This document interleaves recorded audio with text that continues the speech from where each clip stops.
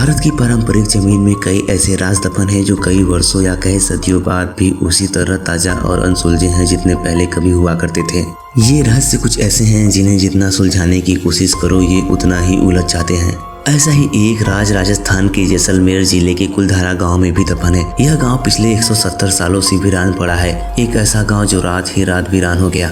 सदियों से लोग आज तक यह नहीं समझ पाए कि आखिर इस गांव के वीरान होने का क्या राज था। कुलधारा गांव के वीरान होने को लेकर एक अजीबोगरीब रहस्य है। दरअसल कुलधारा की यह कहानी शुरू हुई थी आज से करीब 200 साल पहले, जब कुलधारा खंडहर नहीं बल्कि आसपास के 84 गांव पालीवाल ब्राह्मणों से आबाद हुआ करता था। लेकिन फिर जैसे कुलधारा को किसी की बुरी नजर लग गई। वह शख्स था रियासत का दीवान सालाम सिंह, अयाज दीवान सालाम सिंह, जिसकी गंदी नजर गांव की एक खूबसूरत लड़की पर पड़ी थी। दीवान उस लड़की के पीछे कुछ इस कदर पागल था कि वह बस उसे पा लेना चाहता था। उसने उसके लिए ब्राह्मणों पर दबाव बनाना शुरू कर दिया।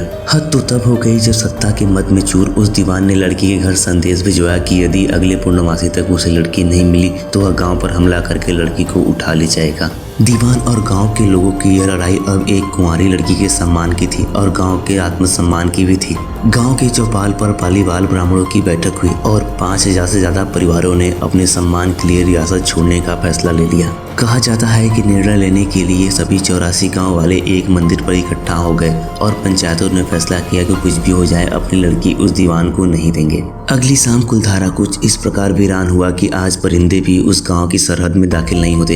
कहते हैं कि गांव छोड़ते वक्त उन ब्राह्मणों ने इस गांव को श्राप दे दिया था। आपको बता दें कि बदलते वक्त के साथ 82 गांव तो दोबारा बन गए, लेकिन 2 गांव कुलधारा और खाबा तमाम खुशियों के बाद भी आज तक आबाद नहीं हुए। ये गांव अब भारतीय पुरातत्व विभाग के संरक्षण में है, जिसे दिन की रोशनी में सैलानियों के लिए खोल दिया जाता है। कहा जाता है कि यह गांव रूहानी ताकतों के कब्जे में है। टूरिस्ट प्लेस में बदल चुके कुलधारा गांव में घूमने आने वालों के मुताबिक यहाँ आज भी पालीवाल ब्राह्मणों की आहट सुनाई देती है। उन्हें हर पल ऐसा अनुभव होता है कि आसपास कोई चल रहा है। बाजार के चहल पहल की आवाजें भी आती हैं। महिलाओं की बात करने उनकी चूड़ियों और पायल की आवाजें हमेशा आती रहती हैं। प्रशासन ने गाँव की इस सरहद पर एक फाटक बनवा दिया है, जिसके पार दिन में तो सैलानी घूमने आते हैं, लेकिन रात में इस फाटक को पार करने की कोई हिम्मत नहीं करता है। कुलधारा गांव में एक मंदिर है जो आज भी श्राप मुक्त है। एक बावड़ी भी है जो उस दौर में पानी पीने का जरिया हुआ करता था। एक खामोश गलियारे में उतरती कुछ सीढ़ियां भी हैं। कहते हैं शाम ढलने के बाद अक्सर यहाँ कुछ आवाजें सुनाई देती हैं। लोग मानते हैं कि वो आवाज 18वीं सदी का दर्द है जिससे पालीवाल ब्राह्मण गुजर चुके थे। गांव के कुछ मकान है जहाँ रहस्यमयी परछाई अक्सर नजर आती है।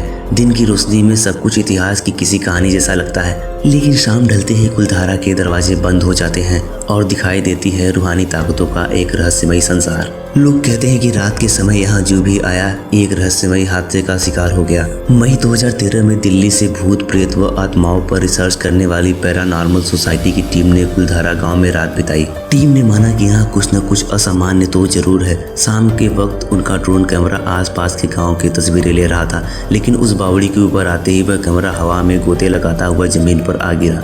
यह घटना कुछ इस प्रकार हुई जैसे वहां पर कोई था जिसे वो कैमरा मंजूर नहीं था।